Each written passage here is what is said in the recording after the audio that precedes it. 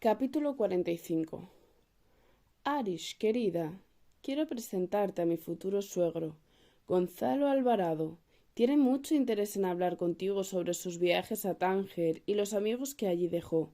Probablemente conozcas a alguno de ellos. Allí estaba efectivamente Gonzalo Alvarado, mi padre, vestido de frac y sosteniendo un vaso tallado de whisky a medio beber. En el primer segundo en que nuestras miradas se cruzaron, supe de sobra que de sobra sabía quién era yo. En el segundo intuí que la idea de haber sido invitada a aquella fiesta había partido de él. Cuando tomó mi mano y se la acercó a la boca para saludarme con un amago de beso, nadie en aquel salón, sin embargo, podría haber siquiera llegado a imaginar que los 5 dedos que estaba sosteniendo eran los de su propia hija. Solo nos habíamos visto un par de horas en toda la vida, pero dicen que la llamada de la sangre es tan potente que a veces logra cosas así. Bien pensado, no obstante, tal vez fuera la perspicacia y buena memoria las que primaran por encima del instinto paternal. Estaba más delgado y más encanecido, pero seguía manteniendo una gran facha. La orquesta empezó a tocar aquellos ojos verdes. Él me invitó a bailar. No sabes cuánto me alegra verte otra vez, dijo. En el tono de su voz distinguí algo parecido a la sinceridad. A mí también, mentí. En realidad no sabía si me alegraba o no, aún estaba demasiado anonadada por lo inesperado del encuentro como para poder elaborar un juicio razonable sobre él mismo. Así que ahora tienes otro nombre, otro apellido y se supone que eres marroquí. Imagino que no vas a contarme a qué se deben tantos cambios. No creo. Creo que no voy a hacerlo. Además, no creo que le interese demasiado. Son cosas mías. Tutéame, por favor. Como quieras. ¿Te gustaría también que te llamara papá? Pregunté con un punto de sorna. No, gracias. Con Gonzalo es suficiente. De acuerdo. ¿Cómo estás, Gonzalo? Pensé que te habían matado en la guerra. Sobreviví, ya ves, es una larga historia, demasiado siniestra para una noche de fin de año. ¿Cómo está tu madre? Bien, ahora vive en Marruecos, tenemos un taller en Tetuán. Entonces, al final me hiciste caso y os fuisteis de España en el momento oportuno. Más o menos, la nuestra también es una larga historia. Tal vez me la quieras contar otro día. Podemos vernos para charlar. Déjame que te invite a comer, sugirió. No creo que pueda. No hago demasiada vida social. Tengo mucho trabajo. Hoy he venido por empeño de unas clientas. Ingenua de mí, en un principio pensé que se trataba de una insistencia del todo desinteresada. Ahora veo que detrás de una amable e inocente invitación a la modista de la temporada había algo más. Porque la idea partió de ti, ¿verdad? No dijo ni sí ni no, pero la afirmación quedó meciéndose en el aire, suspendida entre los acordes de bolero. Marita, la novia de mi hijo, es una buena chica, cariñosa y entusiasta como pocas, aunque no demasiado lista. De todas maneras, la aprecio enormemente. Es la única que ha conseguido arreglárselas para meter en cintura al tarambana de tu hermano Carlos y va a llevarlo al altar dentro de un par de meses. Ambos dirigimos la mirada a mi clienta. Cuchicheaba en ese momento con su hermana Tete, sin quitarnos la vista de encima ninguna de las dos, embutidas ambas en sendos modelos salidos de Chez Arish. Con una falsa sonrisa tirante en los labios me hice a mí misma la firme promesa de no volver a fiarme de las clientas, que embaucanaban con cantos de sirena a las almas solitarias en noches tan tristes como la de un año que se va. Gonzalo, mi padre, continuó hablando. Te he visto 3 veces a lo largo del otoño. Una de ellas salías de un taxi y entrabas en Embassy. Yo paseaba a mi perro apenas en 50 metros de la puerta, pero no te diste cuenta. No me di cuenta, es cierto. Suelo ir casi siempre con bastante prisa. Me pareciste tú, pero solo pude verte unos segundos y pensé que tal vez todo había sido una mera ilusión. La segunda vez fue un sábado por la mañana en el Museo del Prado. Me gusta pasar por allí de vez en cuando. Te seguí de lejos mientras recorrías varias salas. Aún no tenía la certeza de que fueras quien yo creía que eras. Después te dirigiste al guardarropa en busca de una carpeta y te sentaste a dibujar frente al retrato de Isabel de Portugal, de Tiziano. Yo me instalé en otra esquina de la misma sala y permanecí allí observándote hasta que empezaste a recoger tus cosas. Me marché entonces convencido de que no me había equivocado. Eras tú, con otro estilo, más madura, más resuelta y elegante, pero sin duda la misma hija a la que conocí asustada, como un ratón justo antes de empezar la guerra. No quise abrir el menor resquicio para la melancolía, así que intervine inmediatamente. ¿Y la tercera? Hace solo un par de semanas caminamos por Vázquez. Yo iba en coche con Marita, la llevaba a casa tras un almuerzo en la finca de unos amigos. Carlos tenía cosas que hacer. Te vimos las dos a la vez.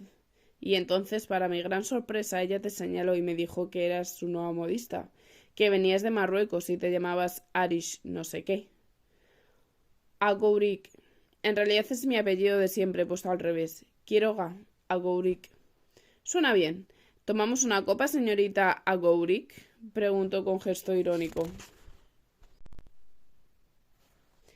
Nos abrimos paso. Cogimos 2 copas de champán de la bandeja de plata que un camarero nos ofreció, y nos desplazamos hacia un lateral del salón mientras la orquesta comenzaba a tocar una rumba y la pista volvía a llenarse de parejas. Imagino que no tendrás interés en que desenmascare a Marita tu verdadero nombre y mi relación contigo, dijo una vez conseguimos retirarnos del bullicio. Como te he dicho, es buena chica, pero le encantan los chimorreos y la discreción no es precisamente su fuerte. Te agradecería que no dijeras nada a nadie. De todas maneras, quiero aclararte que mi nuevo nombre es oficial y el pasaporte marroquí verdadero. Supongo que habrá alguna razón de peso para ese cambio. Por supuesto. Con ello gano exotismo de cara a mi clientela y a la vez me libro de que me persiga la policía por la denuncia que tu hijo interpuso contra mí. ¿Carlos puso una denuncia contra ti? La mano con la copa había quedado parada en medio camino hacia la boca. Su sorpresa parecía del todo auténtica. Carlos no, tu otro hijo, Enrique. Justo antes de empezar la guerra. Me acusaba de haberte robado el dinero y las joyas que me diste. Sonrió sin despegar los labios con amargura. A Enrique lo mataron 3 días después del alzamiento. Una semana antes habíamos tenido una discusión tremenda. Él estaba muy politizado, presentía que algo fuerte iba a suceder con inminencia, y se empeñó en que sacáramos de España todo el dinero que teníamos en metálico, las joyas y los objetos de valor. Tuve que decirle que te había entregado tu padre de mi herencia. En realidad pude haberme callado, pero preferí no hacerlo. Le conté por eso la historia de Dolores y le hablé de ti. Y se lo tomó mal. Adelante. Se puso como un energúmeno y me dijo todo tipo de barbaridades. Llamó después a Servanda, a la vieja criada. Imagino que la recuerdas. La interrogó sobre vosotras. Ella le contó que tú habías salido corriendo, llevado un paquete en la mano, y entonces él mismo debió de elaborar esa ridícula versión del robo. Tras la pelea se fue de casa dando un portazo que hizo retumbar las paredes de todo el edificio. La siguiente vez que volví a verle fue 11 días más tarde, en el depósito del Estadio Metropolitano con un tiro en la cabeza. Lo siento. Se encogió de hombros con gesto de resignación. En sus ojos percibía una pena inmensa. Era un insensato y un alocado, pero era mi hijo. Nuestra relación en los últimos tiempos fue desagradable y turbulenta. Él pertenecía a Falange. A mí no me gustaba. Vista desde hoy, sin embargo, aquella Falange era casi una bendición. Al menos partían de unos ideales románticos y unos principios un tanto utópicos, pero moderadamente razonables. Sus componentes eran una pandilla de ilusos consentidos, bastante zánganos en su mayoría, pero por fortuna tenían poco que ver con los oportunistas de hoy. Esos que vociferan el cara al sol, con el brazo aniesto y la vena del cuello hinchada, invocada al ausente como si fuera la sagrada forma, cuando antes de empezar la guerra ni siquiera había oído hablar de José Antonio. No son más que una pandilla de chulos arrogantes y grotescos. Volvió súbitamente a la realidad del fulgor de las arañas de cristal, al sonido de las maracas y a las trompetas, y al movimiento acompasado de los cuerpos al ritmo de el manisero. Volvió a la realidad y volvió a mí. Me tocó el brazo, me acarició con suavidad. Discúlpame, a veces me enciendo más de la cuenta. Te estoy aburriendo. No es ese el momento de hablar de estas cosas. ¿Quieres bailar? No, no quiero, gracias. Prefiero seguir hablando contigo. Se acercó un camarero, dejamos en la bandeja las copas vacías y cogimos otras llenas. Nos habíamos quedado en que Enrique te había puesto una denuncia, dijo entonces. No le dejé seguir. Quería primero aclarar algo que revoloteaba en mi cabeza desde el principio de nuestro encuentro. Antes de que te lo cuente, cuéntame algo. ¿Dónde está tu mujer? Enviudé. Antes de la guerra. Al poco de veros a ti y a tu madre, en la primavera del 36. María Luisa estaba en el sur de Francia con sus hermanas. Una de ellas tenía un hispano-suiza y un mecánico al que gustaba en exceso el alterne nocturno. Una mañana las recogió para llevarlas a misa, probablemente no habían dormido en toda la noche, y en un descuido absurdo se salió de la carretera. Dos de las hermanas murieron, María Luisa y Concepción. El conductor perdió una pierna y la tercera de las hermanas, Soledad, resultó ilesa. Ironías de la vida, era la mayor de las tres. Lo lamento mucho. A veces pienso que fue lo mejor para ella. Era una timorata, tenía un carácter tremendamente asustadizo. El más pequeño incidente doméstico le causaba una gran conmoción. Creo que no habría podido soportar la guerra, ni dentro de España ni fuera de ella, y por supuesto nunca habría podido asimilar la muerte de Enrique, así que quizás la divina providencia le hiciera un favor llevándosela antes de tiempo. Y ahora sigue contándome. Estábamos hablando de tu denuncia. ¿Sabes algo más? ¿Tienes alguna idea de cómo está el asunto ahora? No. En septiembre, antes de venir a Madrid, el comisario de la policía de Tetuán intentó hacer averiguaciones. ¿Para inculparte? No, para ayudarme. El comisario Vázquez no es exactamente un amigo, pero siempre me trató bien. Tienes una hija que ha estado metida en algunos problemas, ¿sabes? El tono de mi voz debió de indicarle que hablaba en serio. ¿Me los vas a contar? Me gustaría poder ayudarte. No creo que de momento haga falta. Todo está ahora más o menos en orden, pero gracias por el ofrecimiento. De todas maneras, tal vez tengas razón. Deberíamos vernos otro día y charlar despacio. En parte, esos problemas míos también te afectan a ti. Adelántame algo. Ya no tengo las joyas de tu madre. No pareció inmutarse. ¿Las tuviste que vender? Me las robaron. ¿Y el dinero? ¿También? ¿Todo?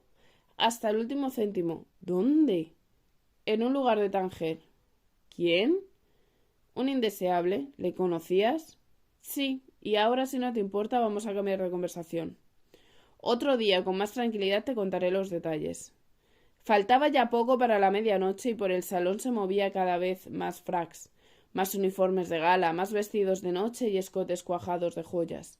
Primaban los españoles, pero también un número considerable de extranjeros, alemanes, ingleses, americanos, italianos, japoneses, todo un popurrí de países en guerra, inmersos entre una maraña de respetables y adinerados ciudadanos patrios, ajenos todos por unas horas al salvaje despedazamiento de Europa y a la sordidez de un pueblo devastado que estaba a punto de decir hasta nunca a uno de los años más trememundos de su historia. Las carcajadas sonaban por todas partes y las parejas seguían deslizándose al compás con tragos de las congas y las guarachas que la orquesta de músicos negros interpretaban sin decaer.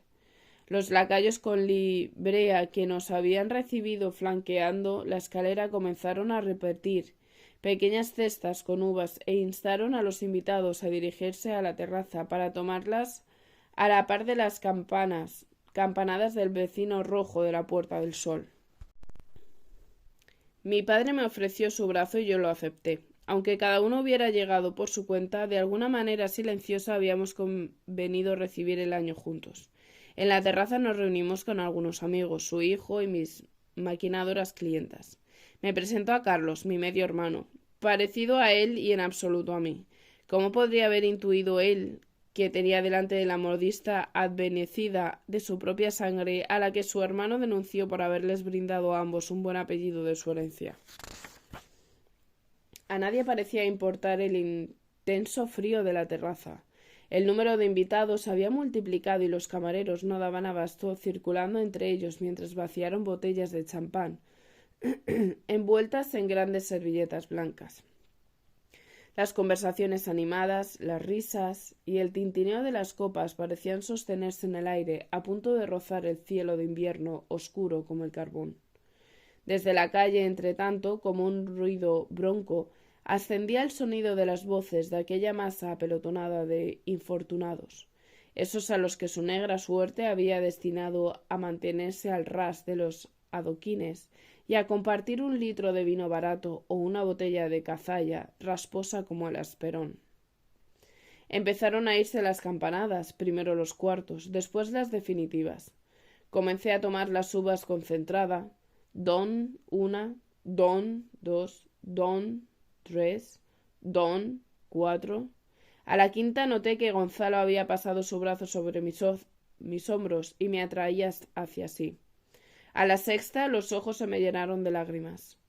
La séptima, la octava y la novena las tragué a ciegas, haciendo esfuerzos por contener el llanto. A la décima lo logré.